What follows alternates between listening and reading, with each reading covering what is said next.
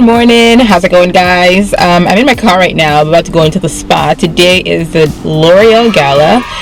Super exciting. A few days ago, or weeks ago at this point, I told you guys to vote for me. So today I get to find out if I won the extra $10,000 from L'Oreal Paris. But first of all, I'm gonna have a spa treatment. We've got a facial booked as well as a massage, and then at 1:50 we're gonna be meeting with Helen Mirren and telling them about our organization. So I'll be telling them about the support network which I founded, which is nominated for this award, and then at 4 o'clock it's gonna be the gala. So I'll show you guys the hotel room and everything. L'Oreal has been really nice to put us in a hotel for the day, and we're going to do the virtual gala from the hotel room. So I'll take you guys along with me as I go along the day. Come along with me. Okay, let's do this.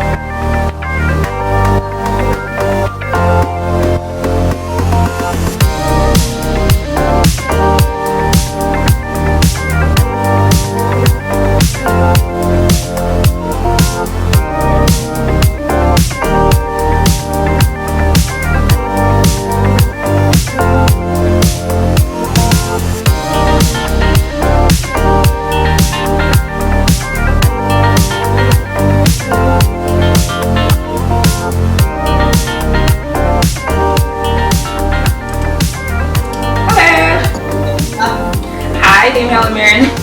Oh, how lovely to meet you. Nice to meet you. Miss Burma, you are so young. Well, you seem to be so young. I mean, I was so impressed with so many of the nominees this year are young people, you know, and it's so inspiring and exciting to see young women, young and women, you know, involving themselves in such important issues, and also, you know, being so incredibly successful in their initiatives. It's very, very impressive to see. So, thank you. Many congratulations on being nominated for the 2021 Women of Worth honoree. It's a great honor, I think, and you should feel very proud of yourself. Thank you. So, just tell me and tell our audience a little bit about your incredible work. Sure, thanks for the opportunity. I founded the support network for Indigenous women and women of color in 2014 in Victoria here in Canada. And the goal of the organization was just to bring attention towards improving health outcomes for, you know, Black, Indigenous women and women of color, because racism unfortunately does impact the healthcare system quite a bit. And it's something that I felt like in the US there was a bit more progression, and even in the UK I felt like the conversation was happening a bit more. But in Canada, I just felt like we weren't talking enough about how the healthcare system is sometimes unfairly treats women of color, or there's just some like lack of cultural sensitivity in terms of training for doctors and things like that. And because of that, it means that, you know, women of color often face poor health outcomes. It means that they often don't have access to information.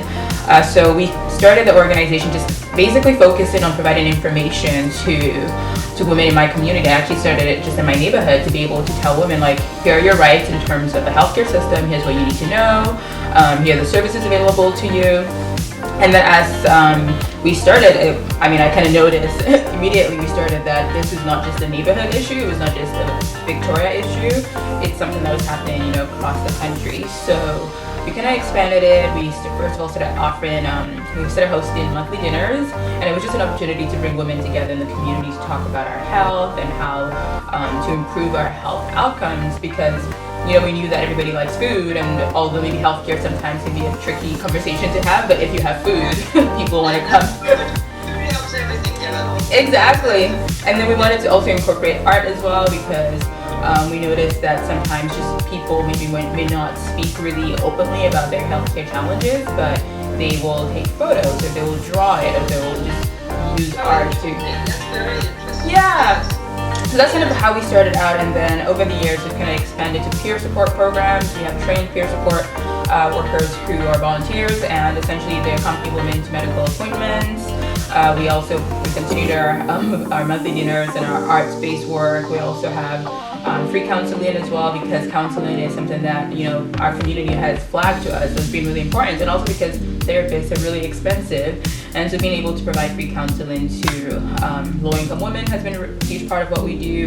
With COVID, we now have COVID care packages, because unfortunately the pandemic has really disproportionately affected women, and women of color who are more likely to be low income are not able to really take time off of work and then feed their families at the same time. So we're offering food supplies as well. And domestic issues all fall under the shoulders of women. Exactly. That's something else we did actually in November. We hosted a really popular, we had over 100 women show up to a 4-week domestic violence workshop.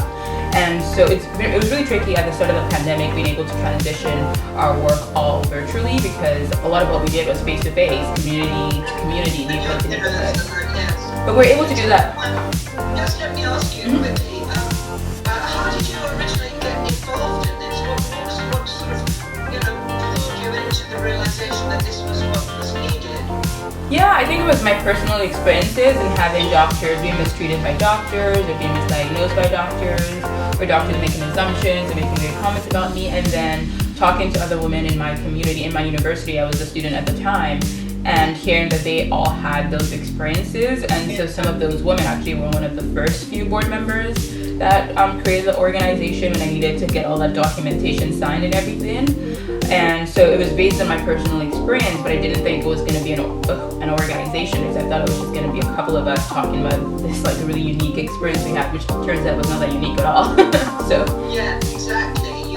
You discovered the need for this, and that's what's so interesting about so many of these initiatives. Is it comes from a personal experience and makes you realize that, oh my God, no one is dealing with this. There is nothing anywhere, there's nowhere for people to go to find out about this or help with this. So it's amazing how constantly wonderful people like you find areas that is being missed out, and step into the breach and do something about it. That's really, really great. And it sounds like you've been involved with this for some time now. it's been 6 years, so it'll be 7 years in October, so just over 6 years. Yeah, because you look about 16. I'm not. Yeah, I'm 29. I'm so sorry to interrupt, but unfortunately our time is up for this little chat. So many congratulations. Thank you so much. You so deserve this, and enjoy.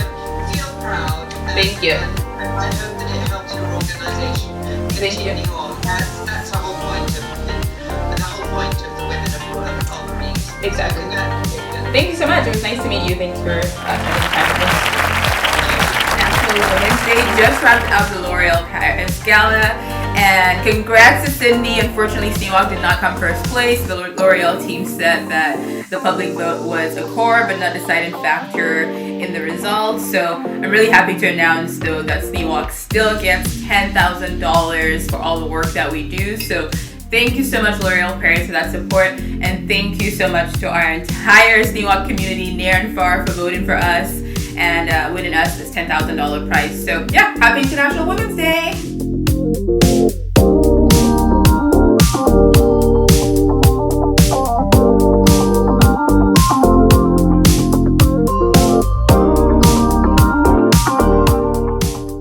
Good evening. It is 9:34 right now.